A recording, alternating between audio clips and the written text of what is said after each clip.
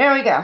All right. Well, welcome everyone. There's a few people that have signed up that have not shown up. That seems to be the thing, no matter where you're at or where you're holding these meetings, but it does happen. Um, so wholesaling, like I said, is a way to get started in making money and learning real estate at the same time without spending a lot of money to learn real estate and to purchase properties, because you're not really purchasing properties. You're getting yourself involved in the property, but you're not purchasing it. So I'm going to start with at the beginning here with wholesaling, some overview of it, and share one of my projects with you. Just to tell you a little bit about me, I'm Grace Widdicombe. I'm owner of Oregon Real Estate Investors Association.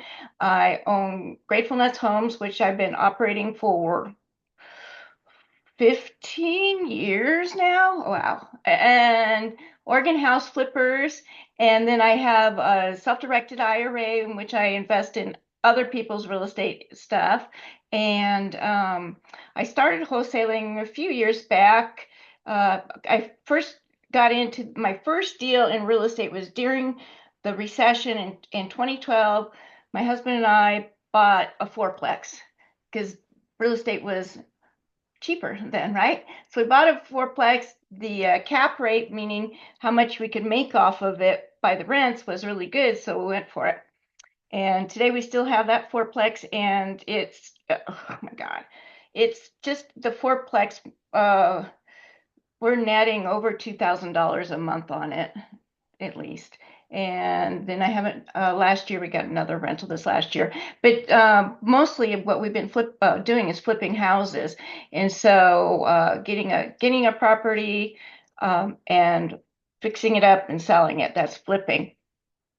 I got into wholesaling because I was doing a lot of my own marketing to find houses for me to flip. And then I would get too many, so I would sell the contract to someone else who was going to flip it. So that's how I got into wholesaling.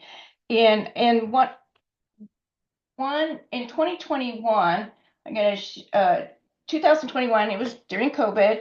I I wholesaled four houses, um, four properties, flipped two, and we did a 2 week trip to Italy. So it was a good year. Made a lot of money. Yeah, it was great. So one of the wholesale deals I'm going to share with you today. So I'm going to share my screen now. Let's see. Hopefully it works.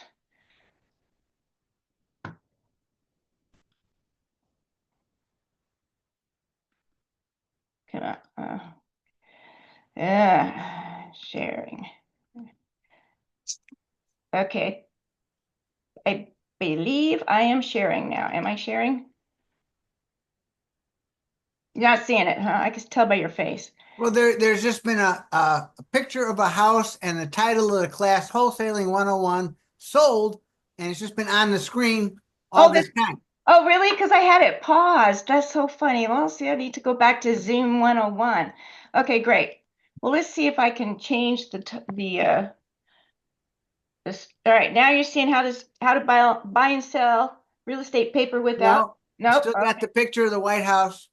All right. I'm not seeing anything. Hold on. Now it went to all people. This Yeah, Now I this was see, all tested prior to the Zoom meeting today. I now was. I see You a were there big when pit. I Oh, was there you are. testing. Yeah. Okay, let me go back to sharing again. See if I can get this to go. Oh, nice.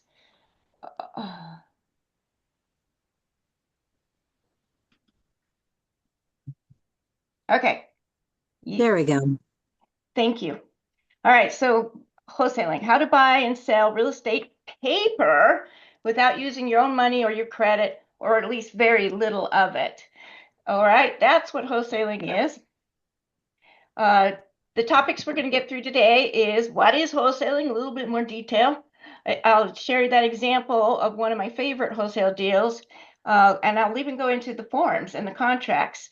And we're going to go into some legal stuff of marketing do's and don'ts. But mostly what I'm going to do is introduce the law that is coming out June 30th or July 1st, and which is the new wholesaling law. And I will talk a little bit about that. And so we'll have some fun here. Okay, wholesaling is defined as, I'm going to move you guys here for a second. Marketing resident, in this case, we're doing residential property for which the wholesaler, me or you, we're holding only an equitable interest or portion or option to purchase for fewer than 90 days, and we've invested less than $10,000 in improvements. All right. So once you if you were to put more money into it and fix it up, that's not wholesaling any longer. So, and if you're holding this interest for fewer than 90 days, you're wholesaling it. What's an interest, right? An interest is, I think I have a slide on that later, but an interest is a contract that you have with the buyer, the seller. You have a contract with the seller. You are now in an equitable interest. And what I do is I file this equitable interest with the county, each county that I'm working in, and say I have the seller sign it and I sign it and say that we have an equitable interest on property ABC Main Street in Eugene, Oregon, which does not have a main street, and then file it at Lane County. So then if anybody else tries to wholesale my deal, but not me, but they make another contract with the seller, then they will find this in the title search, because the title search will come up with this claim that we have a thing going on. And I can get more into that next time. All right. Let's see. I think I went the wrong direction. Okay, I wanted to tell you about my favorite one in 2021. It's a property in, I started marketing to probates all over the state of Oregon, basically. And I got one under contract in Astoria. Well, Astoria is I see a wholesale deek. It's a wholesale deek, sorry. But Astoria is a good drive away. So I booked the Cannery Pier Hotel, the nicest hotel in Astoria, which is right next to the Columbia River and right by this Astoria Megler Bridge, which was really cool. So it was a cool thing. I already had the contract signed, but I needed to go hang a lockbox, and the seller was living in Las Vegas. So they hadn't seen the house in years. The woman that died, that owned the house, was 103 years old when she died. So she had lived a good life. The family was raised there, and all the grandkids knew about this house. So it was like quite a family home, but it was time to let it go. So I met up with a nephew of the deceased, and I think it was a nephew. Anyways, handed me the keys, hung a lockbox, took us through. It was fully furnished, dishes and everything, because somebody dies. In this case, nobody cleared it out. Had 3 refrigerators, so it would have taken a lot to clean it out. The thing is what I did with this is, after getting it under contract, I posted it on Facebook, I posted it on Craigslist, and I get a call a weekend from a guy named Tyler who said, "Is this for reals? You are really selling this house for this much?" And I said, "Yes." And he was just divorced, living in a trailer, his own trailer, on his buddy's driveway. He's a general contractor with a couple of kids that he can't, have stay with him because he's living in a little trailer. So when he finds out about this deal, he had the money, he could move in, and the kids would already have beds because the beds were already there. He was very excited. So the reason why this is my favorite one is because of that whole situation. The buyer was perfect. The buyer was motivated. The seller was motivated. And it was a great 1 acre piece of property, beautiful location, old house, but a general contractor is buying it and he's super excited to fix it up. It's been 4 years now and I would love to find out if he's still there, what happened and so on, but I have not done that kind of thing. Okay, so the steps to wholesaling are basically number one, you get property under contract and you do that with your purchase and sale agreement. Step number two, you assign the contract. In other words, you are selling the contract. But the form that you use is called an assignment form. All right. You coordinate the closing is number three. By that, I mean, when you get it under contract, you open escrow, they do a title search for you, and they actually coordinate the closing, but you want to stick with it till the end so that when you get that check, you want to help your escrow company with any issues that might come up. With the one that I'm just explained to you in Astoria, there were no issues. I mean, it was super clean. Everything was awesome. Cash the check. Yay. So now I want to show you. This is what the assignment looked like, okay? November 29th of 2021. I'm Gratefulness Homes, doing business as Oregon House Flippers. That's my address at the time. That was my post office address and my phone number. And the buyer's name is Tyler W. And he is now going to be, excuse me, you'll see in the first paragraph, I'm the assigner, he's the assignee, all right? So whereas a signer entered into a certain purchase and sale agreement or option to purchase agreement, herein referred to as the agreement, it was entered into on November 8th, 2021, the street address, blah, blah, blah, Willow Road, Astoria. Next slide. You guys, let me know if you have any questions too. You just interrupt. Okay, so the second part of that, second half of that sheet says, copy of said agreement being attached here to Exhibit A. So guess who it actually attaches it to this assignment? Escrow? Escrow. Escrow has my agreement. What I do after I get this document signed, I send that into escrow. All right, so they put it together. They also put it together with the title search. They'll put into my agreements, they'll attach it as Exhibit A, the legal address, all right? I don't even need to know that at this point. Okay, so assigner wishes to sell, assignee wishes to buy. All of the assigner's rights, title, interest, use, and benefits in the agreement. The assignee, Tyler, has agreed to pay $26,500 in this manner.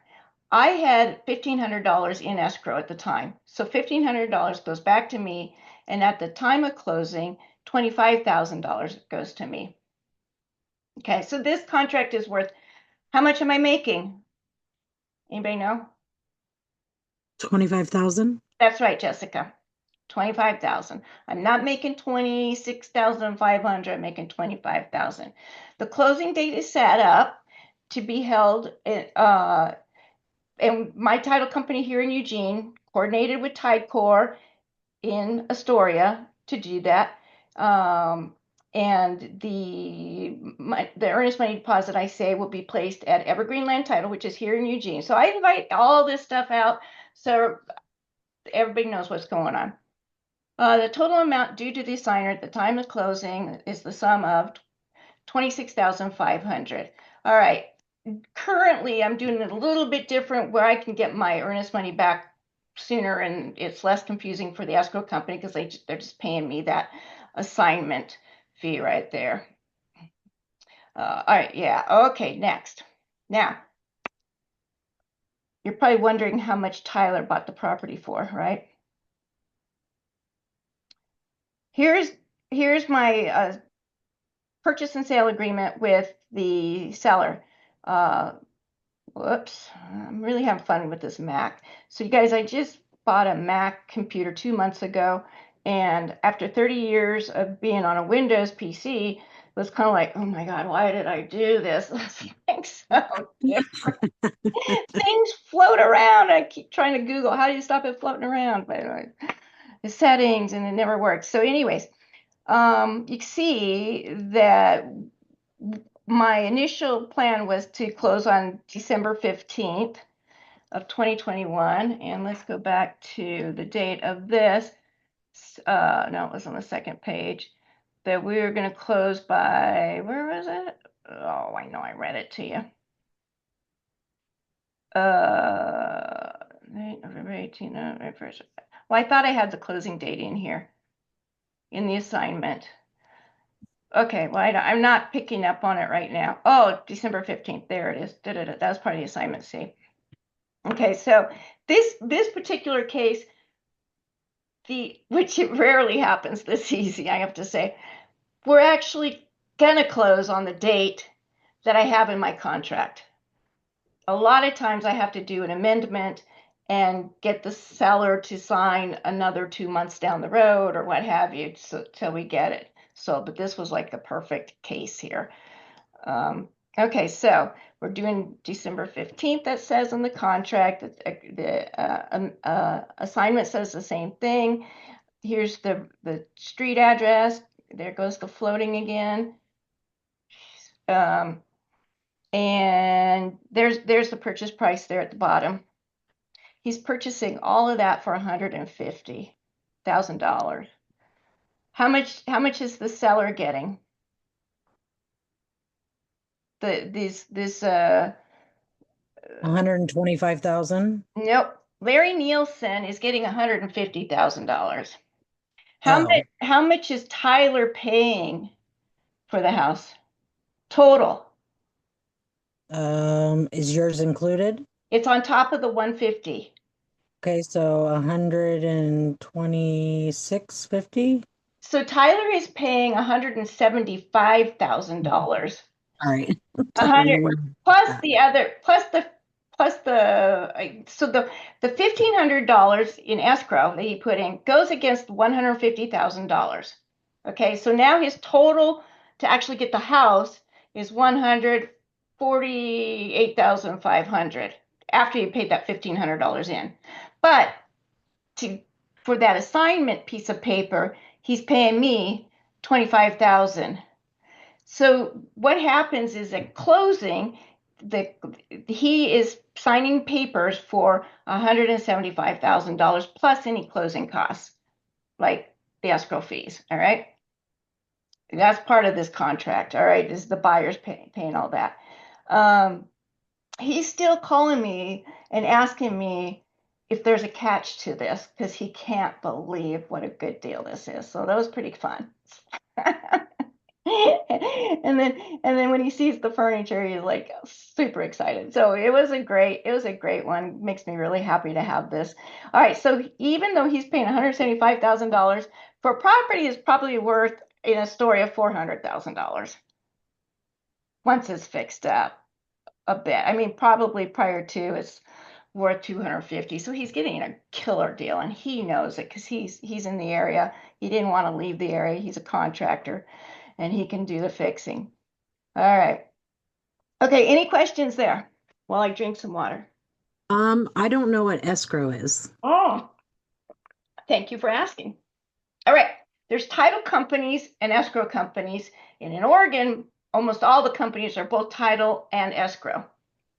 So I use Evergreen Land Title here in Eugene. I've been using them the whole time since 2012, since my first purchase. And so when I get a deal, I give them the contract. And so there's escrow part of that company and there's title part of that company. So Dana, who owns the company, who now I just work with Dana, I give her the contract, and then she tells the title arm of their company to do the title search.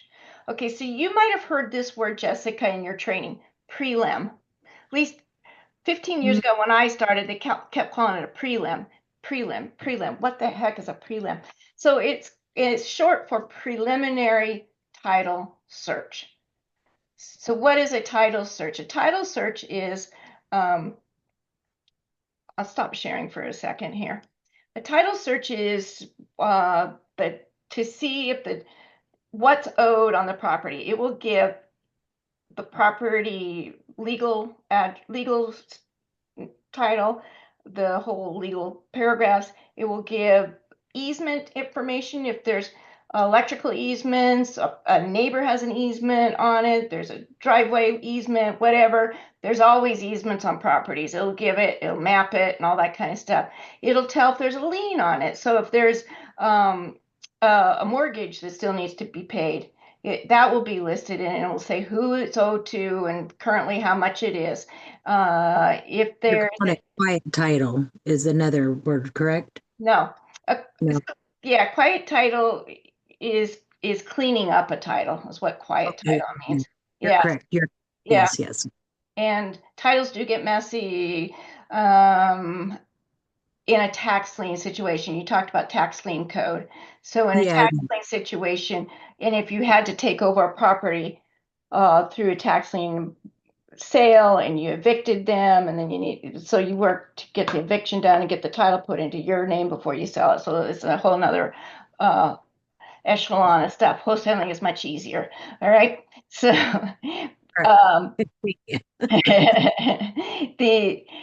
so title company does all the research.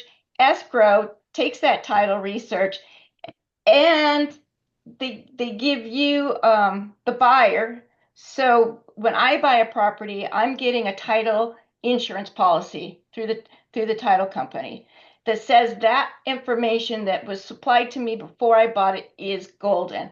If I come back later and find out that some dude in another foreign land owned half the rights to the property and therefore owned half of the value of the property, and the title company didn't find it, then they would, take care of me. That's what the insurance is for. It's just for any weird thing like that. Um, so they have to do, that's why they do all the research. Okay. Grace, Yes, Mike. um, this I want to take 1 second, jump back to Jessica's original question. What is escrow? And escrow is if it's a company, escrow company is an independent third party that has financial responsibility for a transaction. So you can make payments to the escrow company and they record it and then they make payments out. They can do even amortization and all kinds of stuff. And that's what escrow is. And so you put money into escrow sometimes to be held for That's security or something like that. But an escrow company is a third party fiduciary that they handle financial transactions, are responsible for that. So there's the answer to your question. Thank Now, you, Mike. back to all the title stuff. Thank you, Mike. I got off on a tangent there about the You title think? stuff and the escrow. Escrow can even be like I have, not like Mike just said, an escrow company is a third party that's holding the money together. An attorney can handle your escrow for you, even. So they can open escrow, but there's won't go into all that escrow stuff now. Just know that you want to find an escrow company. Where are you located at, Jessica? I'm in Eugene, Oregon. All right, so you'll go to Evergreen Land Title because they love me and they'll take care of you. Okay. Yeah, so you just write down Evergreen Land Title. Give a call there. Hook up with Chad. Chad was our speaker this last month. You missed it it was last week actually. My And son has dance class Tuesday nights. Dad took oh, him to me. oh, well, good. Glad. So there you go. So, anyways, they'll help you understand more, and Chad will work with you. So Chad is the marketing person, so he's the relations guy. He's got other people that would do the relationships for him, so it might not be Chad that you're working with, but okay. So Thank you. they're the middleman in this whole thing, all right. And in other states, they don't have escrow companies. East of the Mississippi, they have what's called attorneys. And you Yeah. attorney to it. Yeah. Yeah. Yeah. Okay. So I'll go back to sharing here. I'll put on my glasses, make sure I share the right one. There we go. All right.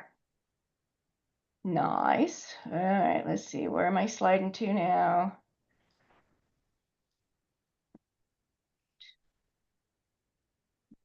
Standard. Okay. All right. All right. So here's the big question about that $25,000.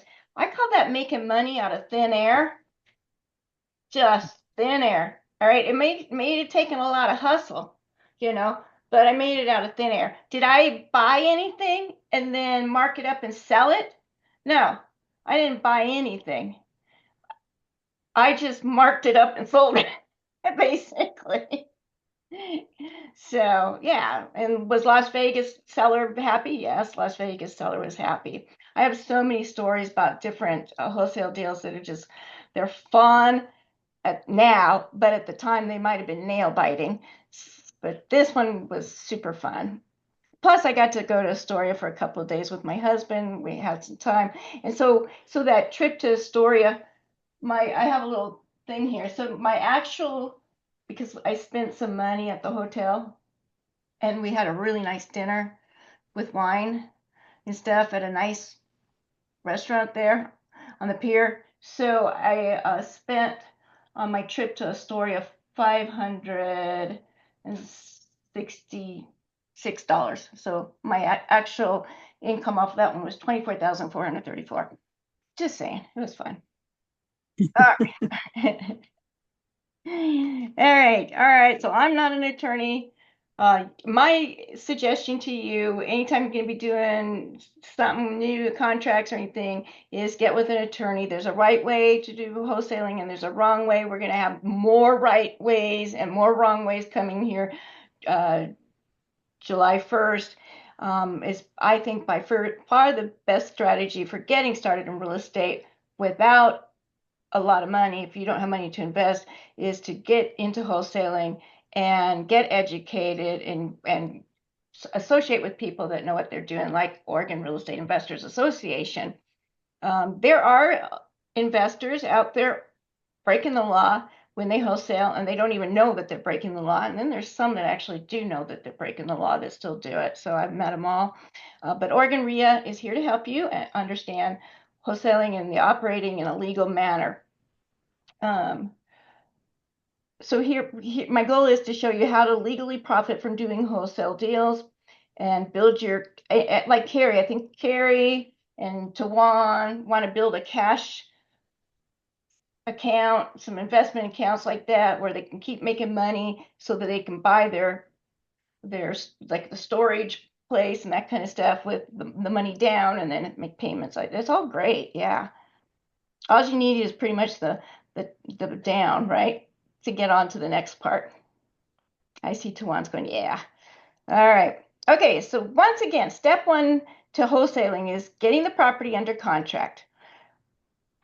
That might be the hardest part because you got to find the properties. You got to find the motivated sellers.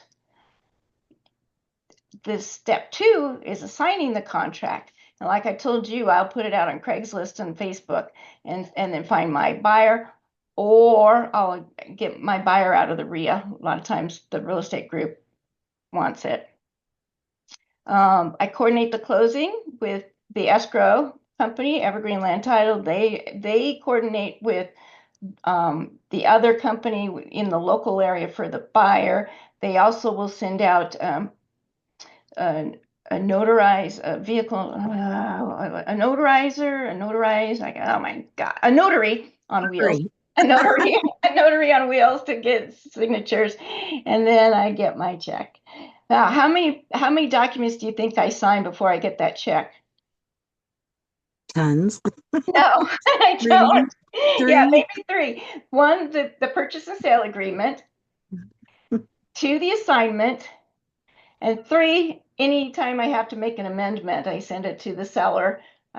He signs, I sign, that kind of stuff. But when I go get that check, it's in an envelope waiting for me. I don't have to sign for it.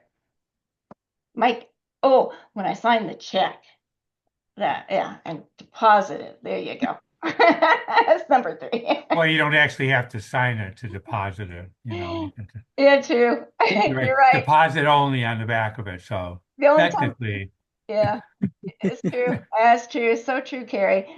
All right, let's see. All right, what? But you made your point, though. All right.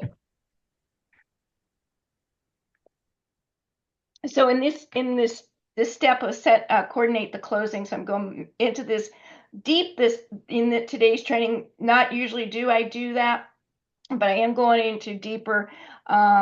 So I have in the case that I told you about, I had $1,500 earnest money deposit. That's what EMD stands for. And I took it to Evergreen, the escrow side of the company. All right. They opened up title. All right. So they do the prelim. That's that preliminary title report. And I give them the expected closing date. And as you might have noticed in my assignment that I had Tyler's phone number and his address. I didn't have his email, but sometimes I will now even on my forms put an email address if the buyer's going to be using his email. So that way my escrow company knows how to get a hold of both the seller and the buyer. All right, so are they calling the seller for anything? Not usually. The only time that they do anything going backwards to the seller is calling the mortgage company and getting the payoff amount. They're never really calling the seller until the date of the closing and say, hey, do you want to come in and sign? All right. Usually that's how it is. Okay, so I tee up the buyer with escrow. I think I just explained that. That's my investor, the person that's going to end up with the money, with the property. I have the investor deposit their earnest money deposit, and then forward that preliminary information to the investor. So when I have a title report, and I just go ahead and send it to my end buyer. So Evergreen's already given me a title report, so I just forward it to my end buyer. I keep tabs, if there's anything going on and make sure it's going smooth. And that's about it there. Okay. All right, so I'm going to talk about earnest money deposit. There's gurus out there that will tell you all you need is $1. I think that is I've never tried that. I've never tried $10. I have done 100 and 500 earnest money deposits, but right now I usually do $1,000. But you can get away with doing just a little bit, but I'm just thinking that puts a radar up if there's ever A real. dollar doesn't sound very earnest. It doesn't sound earnest, nor does 10, does it? Does it sound like you're in it? No. That's exactly it. So you want it to sound earnest. You want it to seem like something like it hurt you to do it. So if the seller believes it hurt you a little bit, then they're going to go for it. So is there two earnest money deposits made? What's that? Are there two earnest money deposits made, one by No. you and then one Oh, by your buyer? yes, that's right. To one, yes. There is a wholesale company in Oregon that they actually make the end buyer pay their earnest deposit directly to the wholesaler, non-refundable if you're going to flip the property. So and their wholesale is always $10,000, their wholesale fee, and they do a lot of business, and they're based out of Portland. Do you mean that the end buyer has to pay that to the seller, to your seller? Is that Oh, I hope I'm not confusing you. Okay, so they're called, oh, I forgot the name of them. Anyways, they show a property, they get a property under contract. Let's say it's for the $150,000 that I showed you in mine, okay? And then they sell that contract to me, okay? And right? say, I need to pay them. And the reason I'm using me, because I have bought properties from them before. I have bought wholesale deals from them. Okay, so $10,000 I make payable from my account directly to their account and not to escrow. They still have their escrow money floating in the escrow, their earnest money deposit, but the way they do business is just have $10,000 go directly to them. So that's an option, but you're signing a thing that is non-refundable. My Right. my purchase and sale contract is what I believe I'm selling, and my purchase and sale contract has a couple of outs for the end buyer. So if it doesn't close because they couldn't get the funds or whatever, then they've got an out. But in that other company's way they do it, there is no out for you've lost your 10,000 if you don't buy it. Right. Okay. Unless maybe there's no clean title or something like that, right? They're not promising that either. Oh, really? Wow. Yeah, yeah. So there's nothing on their paperwork that says that. So you got to do your due diligence on that. Hmm. Anyways, like I said in here, it has to be enough that you feel very uncomfortable that if you lose your money, that's what you want them to perceive, the seller. Okay. Does that make sense? It's all a negotiation. Someday I'm going to do the negotiation class here with you guys. Well, it makes sense, and somebody comes in with a better earnest money, they might perceive as being more of a secure offer. Because like Yeah. if you're giving 5,000, they're gonna be like, this person's not gonna walk away from that. Right. Right. Whereas if it's 500 or 1,000, that's like, Yeah. anymore. Yeah. Yeah, Anymore. But yeah. yeah. Um, I mean, that's that right. is kind of a negotiation It is point part of the there. negotiation and part of the thing, but I'm just saying, Jessica, I know you don't have a large amount of money. I mean, you could definitely do it for $100, borrow it or whatever, okay, just to get it into earnest money. You are going to get it back. So, Yeah. yeah. Okay, so another thing, I'm going to just go here a little bit more and I'm going to turn off the slide for a second here. Yeah. Stop sharing. Stop. All right, I won't turn it off. Forget it. Stop share. There it is. Okay, is that um I told you, so I'm telling you that I bought from this wholesaler company a couple of houses I've flipped, and I had to pay them $10,000 up front, and I did go ahead and buy the properties, all right. In the meantime, after I signed it and I signed for the agreement that they showed me, later they send me addendum before closing saying that shows me that they've made another $10,000 off the deal by lowering the price, getting the seller to go down on the price.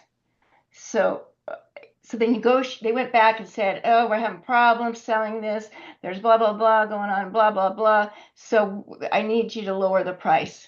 And I've seen that where they've lowered the price quite a bit. So, and do I get upset that I'm not paying that lower price? That they're making the money? No, I don't get upset. That's just the way wholesaling's done. So just know that once you sell once you have somebody sign the assignment, you can still go back to the seller and get more money on the table for yourself. Wow. Yeah. Yeah. And That yeah. that's a good point. Okay. Yeah. It's yeah, it's the way this business works. Um Moving on back to sharing. Let's see, where is that? Share. All right, here we go. Next slide. Okay, assigns. This is the definition of assigns. All right, assigns. So I'm sure you've heard in all your training you guys have done is that on the beginning of your purchase and sale agreement, it says that you're buying it and or assigns, right? So that word assigns you put on the contract in the first sentence, basically. All right. Let me go back to my agreement here. You can see, okay, so seller and then buyer is Oregon House Flippers and or assigns. Hereinafter called the buyers, right? So let's make sure that's clear. Back to another slide. Fun with Max. Okay. All right. Now, do you type However, up that contract? Do you have an attorney do that contract, or do you find a website to do the contract? I have the contracts. Yeah, You created it. yeah. I had my attorney look over the contracts. He added a whole full page of disclosure to my contract in Mm. cap. Oregon disclosures. My attorney is speaking next month. If you can get it off, Jessica, next Okay, month at the main meeting, April 8th, and he's going to be talking about the new wholesaling laws. awesome. April 8th. April Okay. 8th, yeah, in person or on Zoom. You have a choice. Okay, at which point you will assign the agreement to the end buyer for a fee, and that's called a fee. All the escrow, all the closing agents, all the attorneys know that that's your fee. All right. When I started this, I think people were just afraid to say what it was. It's money. Okay. So where am I? All right. Selling the agreement. All right. So how do you find your buyers? Um, you've probably been told you need to have your buyers list. That's good news. You should have a buyers list. Your Oregon RIA has buyers right there. And if you listen to the beginning of the meeting, we always go through the haves and wants, and you see who wants a wholesale deal that wants to flip a house. But let everyone know what you're doing. The more people know what you're doing, the more leads you will get, not just for buyers, but also for sellers. The RIA membership gives you a website. So the RIA website for our membership for Oregon RIA has these emails that go out with a new listing, and then it shows all the listings that are on the RIA site. And many times it's contracts that are for sale. Uh, at least keep a spreadsheet of your buyers with names, phone numbers, email addresses, and that kind of stuff, and what they're looking for. I have like a whole web thing going on with automatic messages and stuff like that. So capture my leads. All right, now I'm going to show you a form. Okay, so I showed you a filled out form of this. This is the assignment contract. Super easy. It's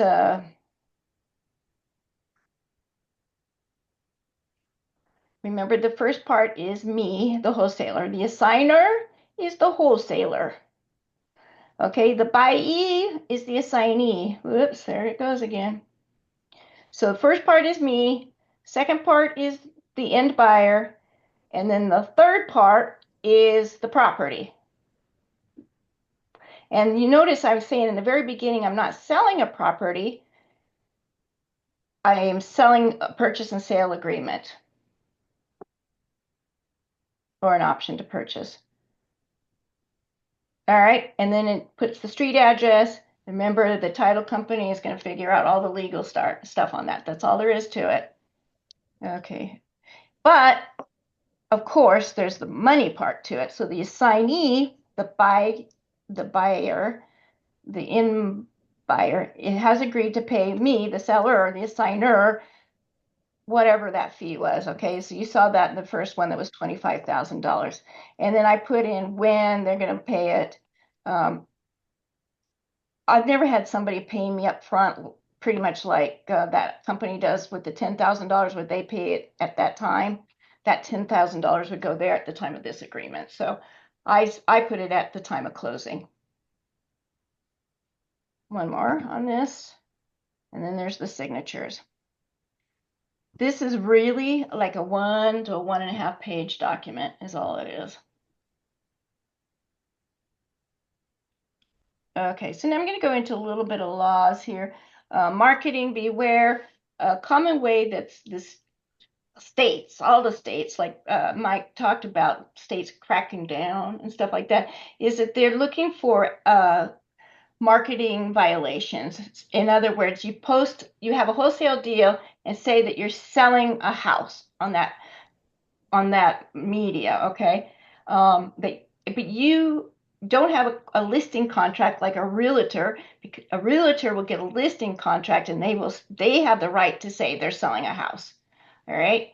We don't have a right to say we're selling a house. We only have the right to say that we're selling a contract. All right. There will be this is according to the new laws. I've been researching it. The new law will require the advertisement to include the big disclosure statements with everybody, including your advertisements. Except for, they say, on social media, you won't need to say on your Facebook listing, list all the disclosures, as long as there's a link to a website or to a page that does have all those disclosures. And now, so I looked up the disclosures. Let's see. Oh, I don't see that slide. Okay, I'll get to those disclosures in another slide. All right. Every state has laws, including Oregon. Every state has laws that's been on the books for decades for how real estate is to be sold and marketed.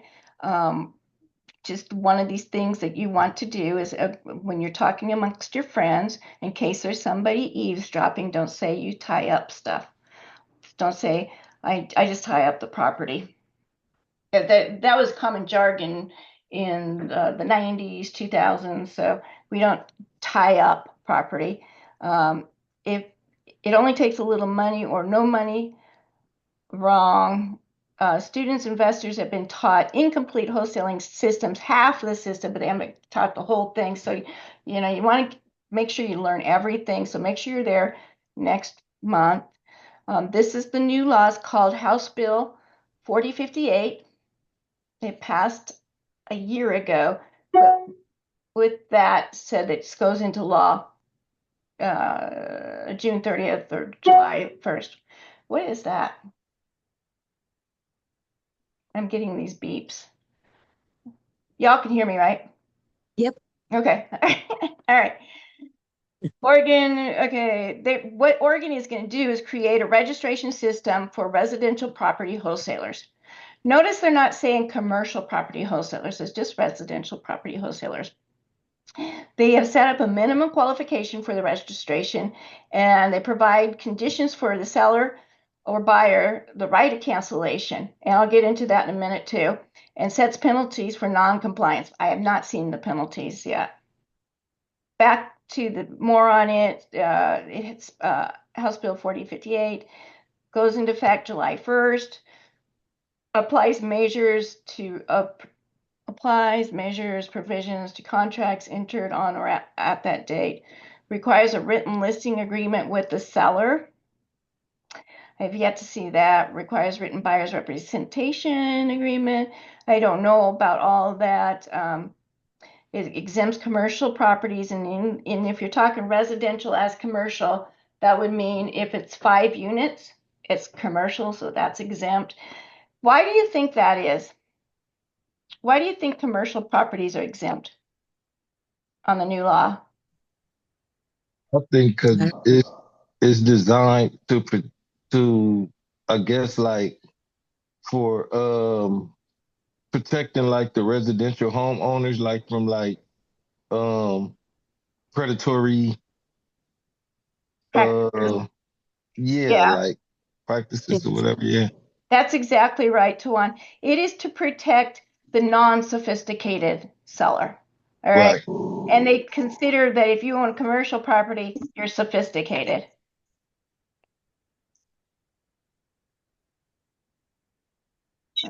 Background, let's see. I think we covered all that kind of stuff without reading the law.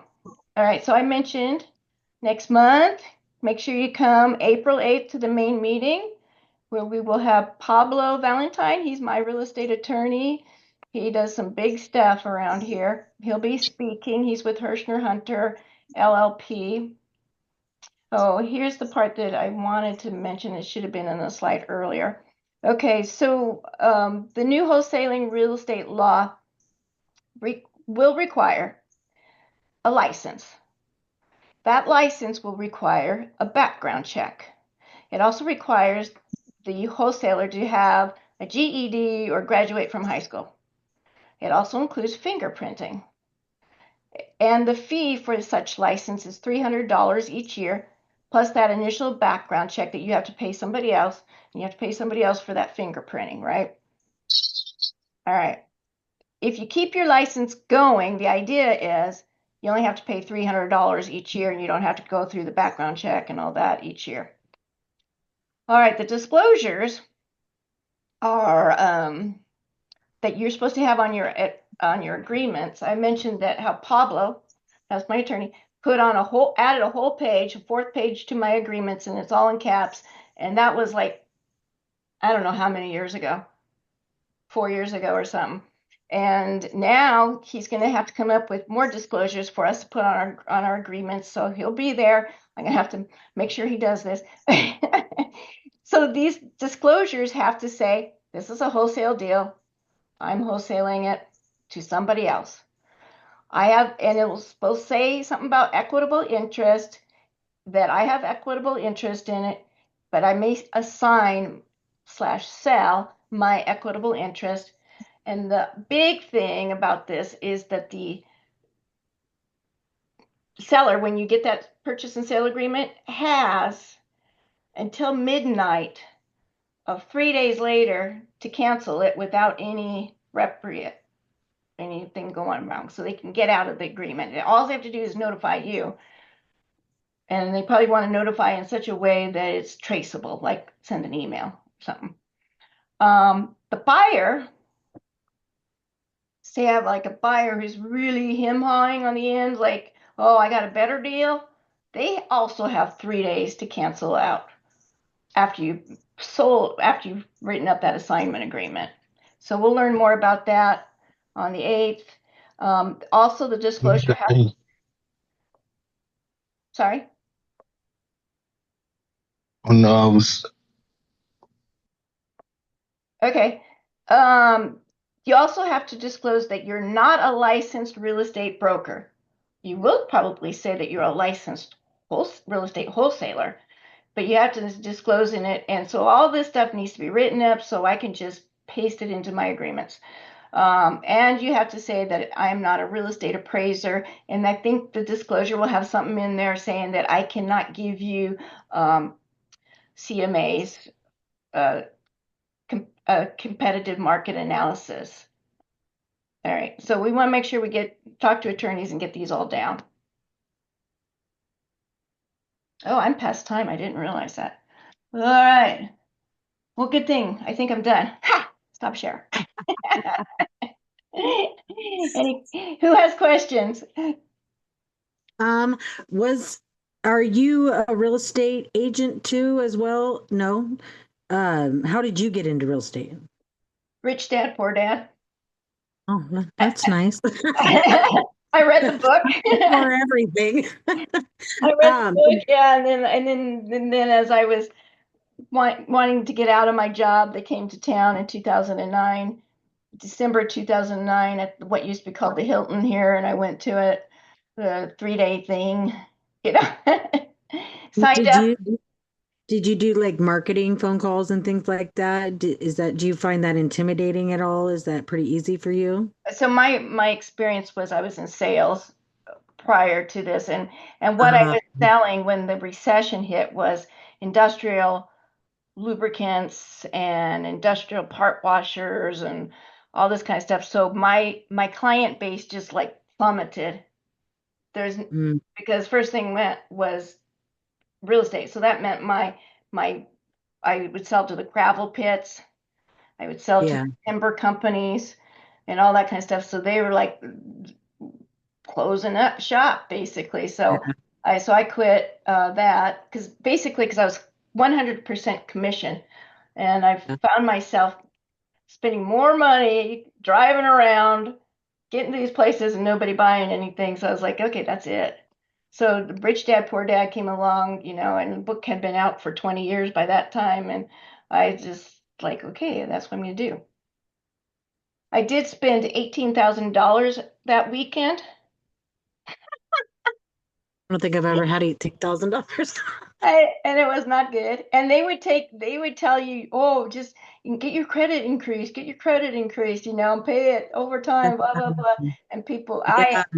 yeah, Yeah, I, I think a lot of those things are. I think they have some great like motivational stuff, but they really, I mean, unless you can yeah. keep yourself motivating, you're just spending more money than you are getting motivated.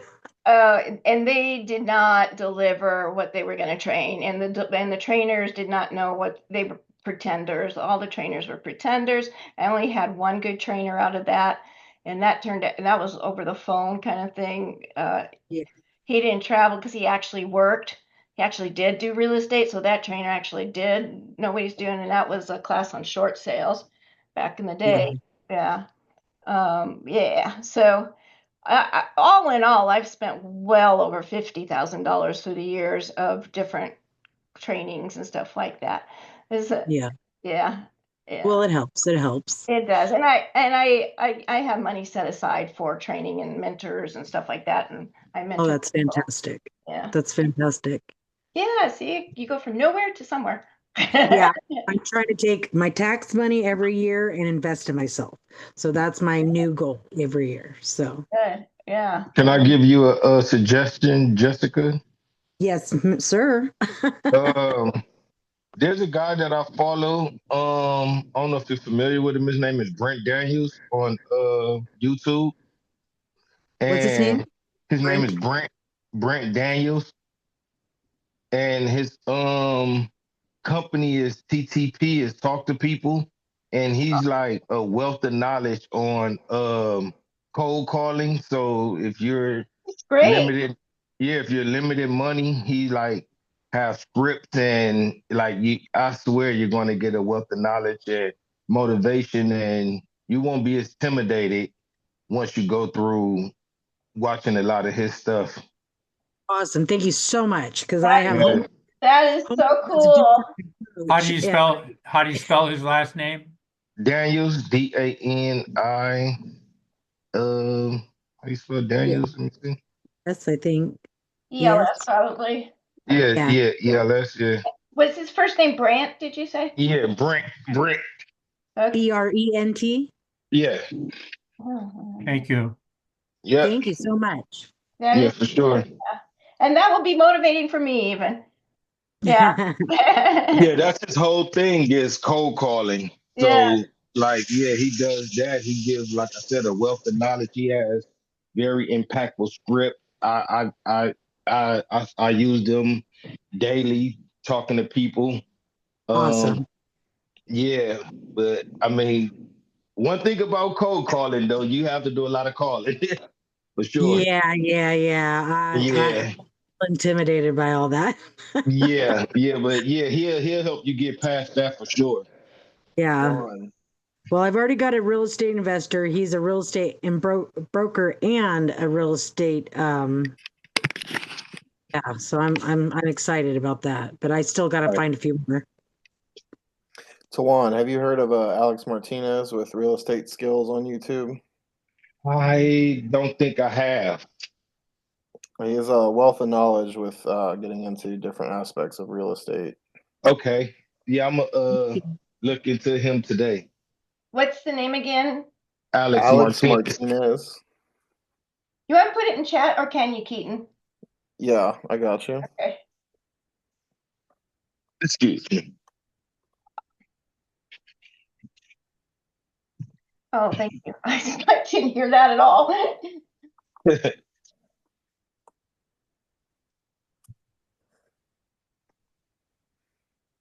Yeah, I'm gonna look into him today, right now. All right, guys. So I hope to see you all. Well, y'all are members, I think. Yeah, I'll Yes. be there for sure. The members only mystery meeting is a week from tonight.